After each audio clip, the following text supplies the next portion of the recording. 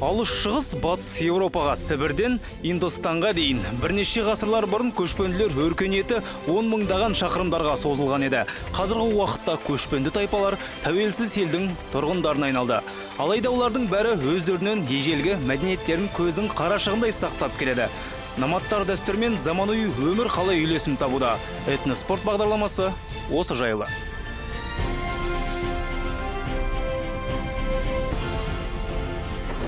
Ат құйғытқан нөпір көкпар. Жаттығу жеңіс кепілі. Көкпар материалдық емес мұрамыз.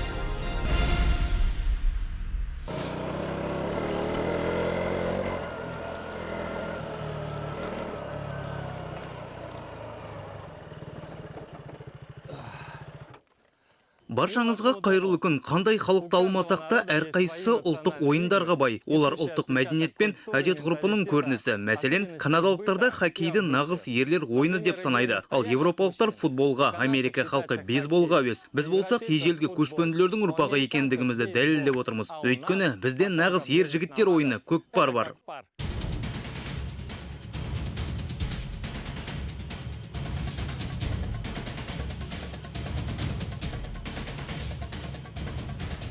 Ежелгі отқа табыну заманнан бері белгілі көкпар ойыны ер азаматтың күші мен шыдамдылығын сынайды. Көкпарда рухы мықты ересек адамдар ойнайды. Алайда ересек түсінігі бұл жерде жасқа байланысты айтылмаған. Қатысушы ат құлағында ойнайтын мықты шабандоз болуы керек. Және бар болғаны бір қолының күшімен жерден серкені көтеріп алуы тиіс. Тек осы кезде ғана ол нағыз ер азамат атана алатын шығар сірә. Дегенмен мұның өзі де жеткіліксіз. Көкпар ойынына қатысып жеңіске жетудегі басты талап батылдық. Садишься на лошадь и ты... Атқа отырған кезде басқа еш нәрсені ойламайсың. Құлап денеңе жарақат тиіп, тіпті сындырып алсаң да мән бермейсің. Бұл кез келгеннің қолынан келе бермейді. Оның үстіне 60-70 келі көкпарды көтере алу керек. Мұндай жігіттерді палуан деп атайды. Только избранные ребята, палуаны, как говорится.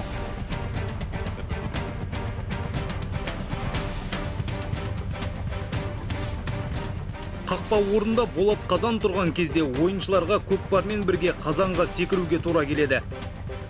Әрине жарақатсыз болмайтыны анық, алайда бұл нағыз көкпаршыны еш уақытта тоқтатқан емес.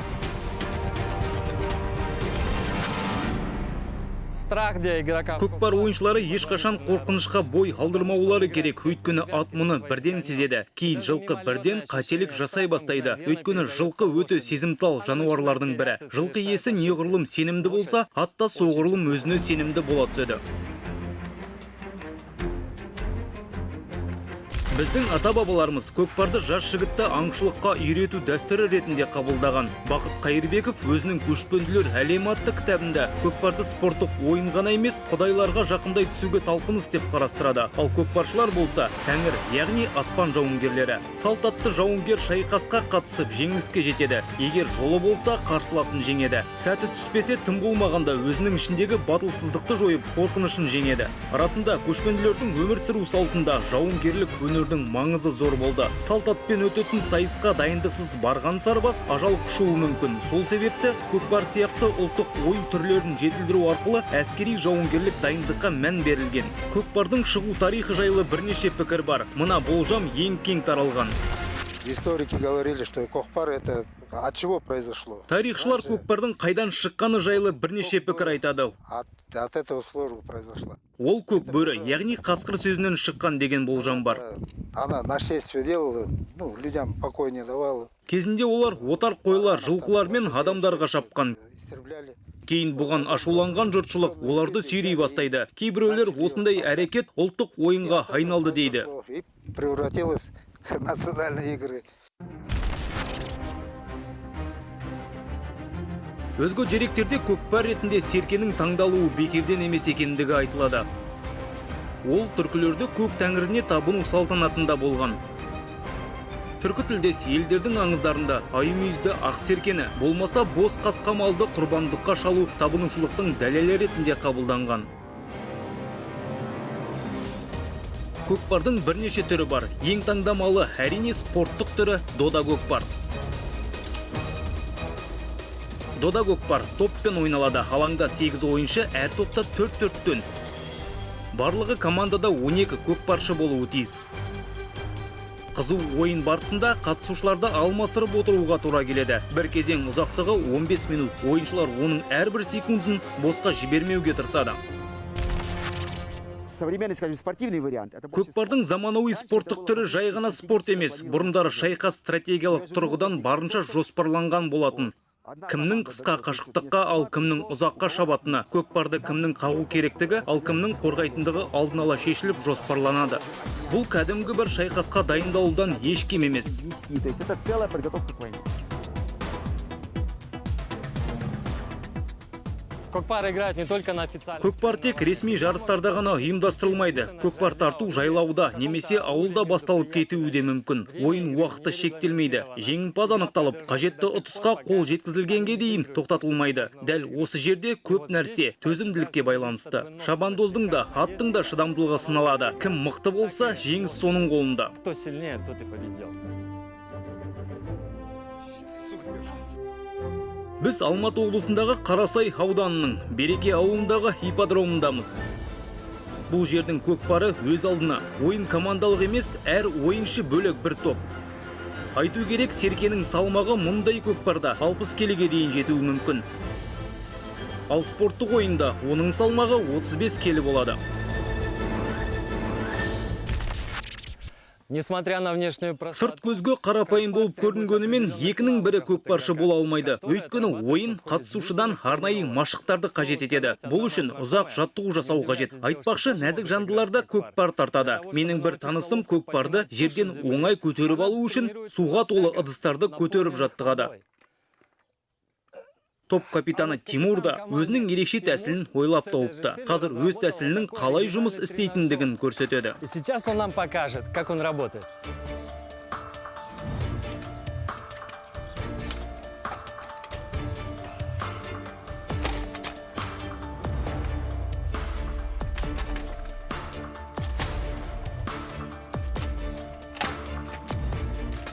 Тіпті сөз жоқ, бәрін өздеріңіз көрдіңіздер. Тимур, мұндай жаттығуларды қаншалықты жиі өткізесіз? Каждый день у нас тренируем. Біз күнде жаттығамыз. Жаттығу шамамен 1 сағатқа жалғасады. Бір тәсілді бұлшықеттеріміз әбден шаршағанға дейін жасаймыз. Осылай өзіміздің бұлшықеттерімізді дайындаймыз. Денеде күш пайда болады. Бұған қоса мұндай жаттығулардан кейін ойыншы әлдеқайда епті бола түседі. Тренируемся каждый день.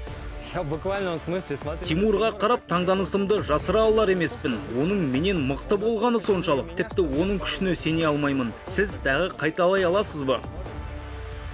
Байқап көрейін.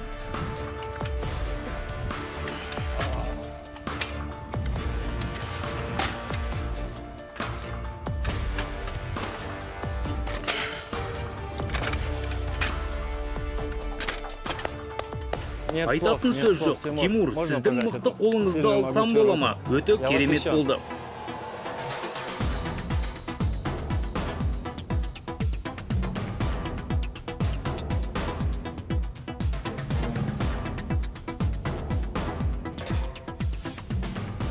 Көкпар ерекше ойын. Ойынға әзір емес адамды қатыстыруға болмайды. Көкпаршы болу үшін арнайы дайындықтың болуы міндетті.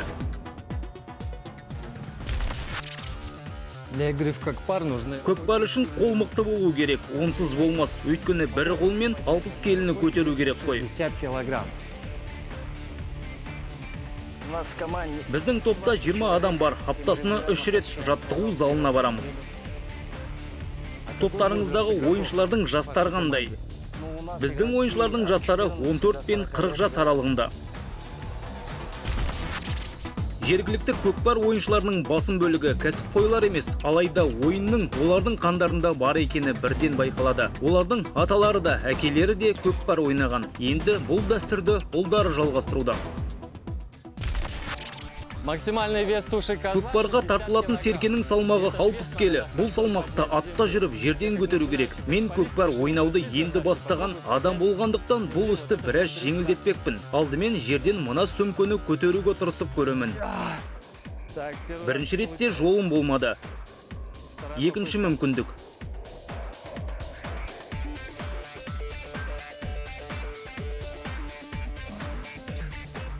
сөмкемнің салмағы бар болғаны 5 келі. 60 келімен салыстырғанда бұл түк емес, әрине. Көкпарда тұлпардың мықты болуы маңызды. Тек күшті ғана емес, ол ақылды болуы керек. Мұндай ат қарсыластың жылқысын серкеге жақындатпайды. Осылайша өз қожайынына ойын барысында керемет серік болады. Даже имея опыт... Салт ат жүре алсам да ойынға қатысуға бел буы қиынға соғып тұр. Қорыққандығымнан деп ойламаңыздар. Бар болғаны өз мүмкіндіктерімді алдын ала біліп отырмын. Сондықтан ойын барысында мен тек жанкүйер боламын.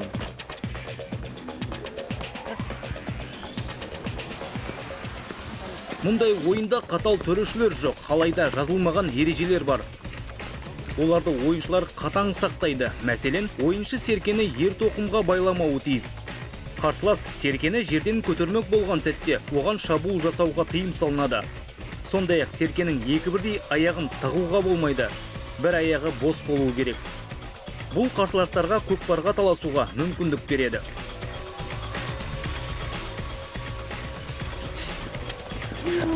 Пока не заберут, не бросаем. Никто не помогает. Обратите внимание... Ойынның қалай өтетіндігіне назар аударыңыздар. Ойыншы серкені атқа қысып ұстайды. Ал екінші қолмен көкпарды қарсыласқа бермеудің барлық айла тәсілдерін жасайды. Соперник не выхватил эту тушу. Серкені ұстап тұрып, ойыншының өзінің де ат үстінде қалуы үшін мықты күш керек. Ойын үлкен жылдамдықта өтеді. Ойыншылар ат құлағында ойнайтын шабандос болулары керек. Внимание, дамы и господа. Ханымдар мен мырзалар, бізде жеңімпаз анықталды. Бұл Тимур екенін көріп тұрмын. Общались до этого. Вот он. Тимур. Тимур, құттықтаймын. Ұтысыңмен не істейсің? Жоспарыңмен бөлсесің бе? Как ты им распорядишься? Кешке бәріміз бірге жейміз. Дұрыс шешім, топпен бірге жейсіңдер ғой. Всей командой будем. Иә, әрине. Мен сені тағы бір мәрте құттықтаймын. Мен саған жанкүйер болдым. Ойының әтәнтімін. Ат шаршаған болар. Отдыхать надо. Да, Сетя?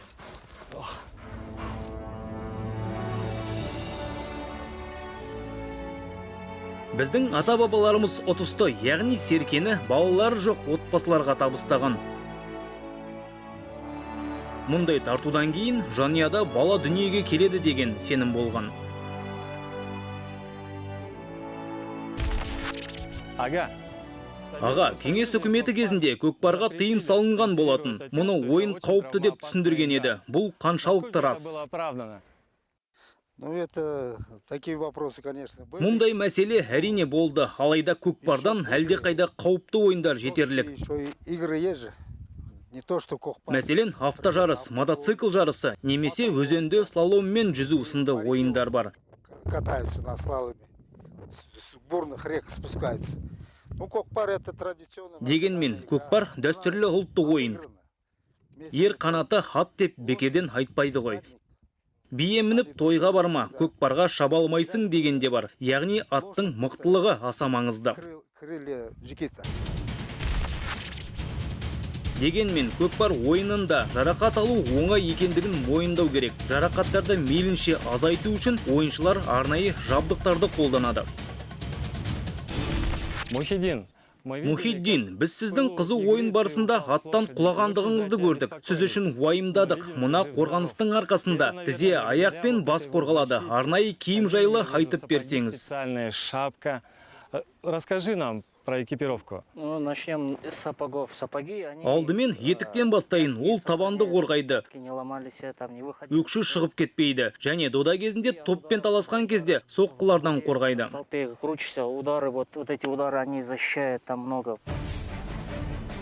Биік өкшелі етік көкпар ойынының ажырамас бөлігі. Биік өкше аяқтың үзеңгіден сырғып кетпеуінен қорғайды. Арнайы аяқ киімі болмаған ойыншыларда мұндай жиі болып тұрады. Мына қалқандар земен денені соққылардан қорғайды. Бір сөзбен ойында бізге зор көмек болады. Ал бас киімді біз арнайы тапсырыс бойынша тіктіреміз. Құлаған кезде басты қорғайды. Ең қатты соққылар көкпаршының аяғына тиеді. Атқа да оңай емес, сондықтан оның аяғына да арнайы қорғайтын баулар байланады. Мына ер-тоқым өзгелерінен біраз ерекше секілді. Это седло ручной сборки. Бұл қолмен жиналған ер-тоқым, біз оны арнайы тапсырыс бойынша Шымкенттен аламыз. В городе Чимкенте. Ол әдейілеп көкпар үшін жасалған. Мына үзеңгілерде арнайы тапсырыспен алынады. Олар да көкпарға арналған. Именно для кокпара они. Белгілі қазақстандық этнограф Ахмет Тоқтабайдың мәліметтеріне сәйкес, көшпенділер үзеңгіні біздің заманымызға дейінгі 2-ші ғасырда қолдана бастаған. Бұл салт атпен жүруге деген көзқарасты мүлдем өзгертті. Две подпруги у нас. Көкпарда 2 айыл бар. Екі тартпа айыл не үшін керек? Әдетте біреу болмай ма? Именно. Иә, әдетте біреу болады, бірақ біз екеу қоямыз. Өйткені серке ауыр, 50, 60, 70 келі. Оны ұстаған кезде ер-тоқым жылжып кетпес үшін 2 айыл қоямыз. Удивительное седло. Ерекше ер-тоқым өте қолайлы етіп жасалған.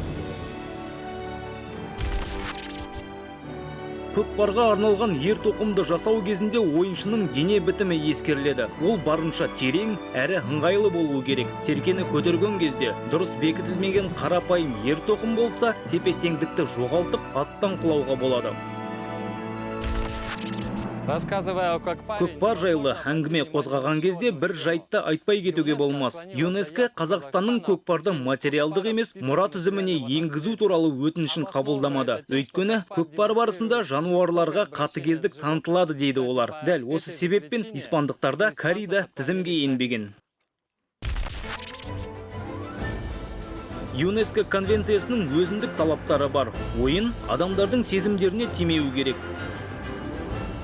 Қазіргі уақытта қазақстандық дода көкпарда серке жасанды нәрсеге алмастырылуда. Астана қаласында 2017 жылы көкпардан әлем чемпионаты өткен болатын. Ол кезде ойыншылар серкенің орнына жасанды көкпарды тартты. Додаға 12 ел өкілдері қатысқан болатын.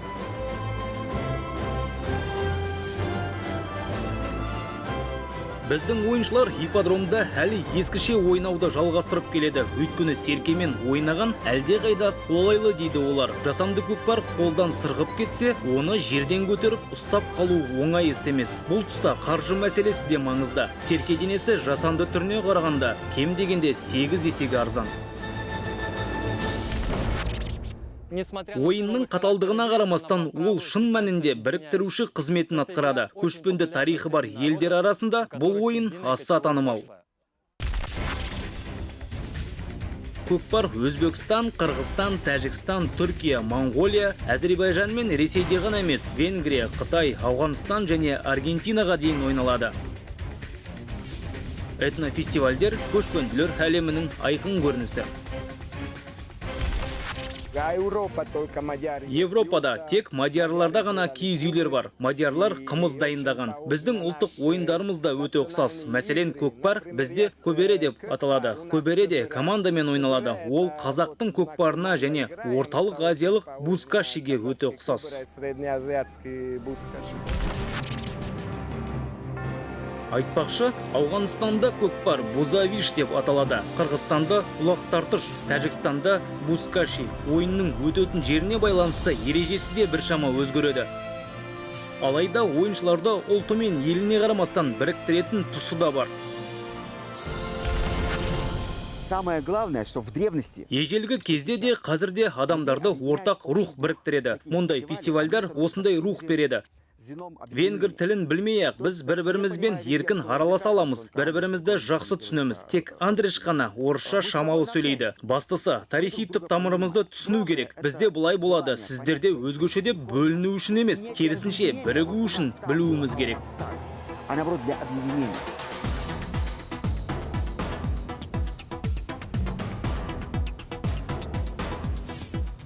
Казахи говорят, путы сохраняют коня. Қазақта тұсау ат сақтайды, ат ер сақтайды, ер ел сақтайды деген сөз бар. Біздің жігіттерге қарап, ата-бабаларымыз бен халқымызды мақтан тұтамын. Өйткені олар осындай нағыз ер жүрек батырлардың ойынын ойлап тапты. Көкпар ойнайтын халық жеңілмейді. Көкпар көшпенді рухы мен батылдығының көрінісі, жеңімпаздың рухы. Келесі кездескенше.